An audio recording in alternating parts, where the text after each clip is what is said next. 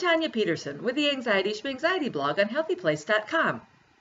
Today I'd like to share one of my own frustrations with anxiety, something that maybe you can relate to because it's not all that uncommon. For me, sometimes I go into a situation feeling calm, feeling confident, positive. My thoughts tell me, hey, you've got no reason to be anxious. For example, I'm going to meet somebody for coffee. And I think, yeah, this is fun. I like this person. I know this person. The person isn't going to judge me. I have no reason to feel anxiety. I shouldn't feel anxious. That's my intellectual, rational brain. But then the emotional part of me, that primitive fight or flight, will kick in, and it will start to battle with those thoughts, and I'll start to feel anxious despite thinking that there's no reason I need to be anxious. And so I've got this thinking on one hand and feeling on the other hand, and all this, and in the meantime I'm becoming increasingly anxious.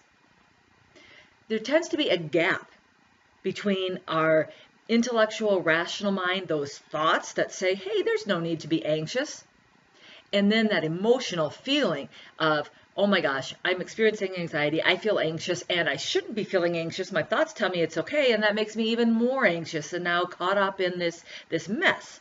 So you've got thinking, you've got feeling, and they're in conflict, but there's something missing. See, there's a gap between, there's empty space between the thinking and the feeling. Well, there's a way to bridge this gap. There is something that goes between the thinking and the feeling and can help calm that anxiety. And that component, that missing piece, is action. Sure, we think and we feel, but we also act. We have the choice to act, to take action despite our thoughts and our feelings battling it out and our minds becoming more and more anxious. So if I'm going in and I'm into a situation where I'm supposed to meet some people for coffee and that anxiety kicks in and my thoughts and feelings are going back and forth, I can choose to act. And I can act however I want. I can turn around and get in my car and go home, or I can choose to act and go in anyway.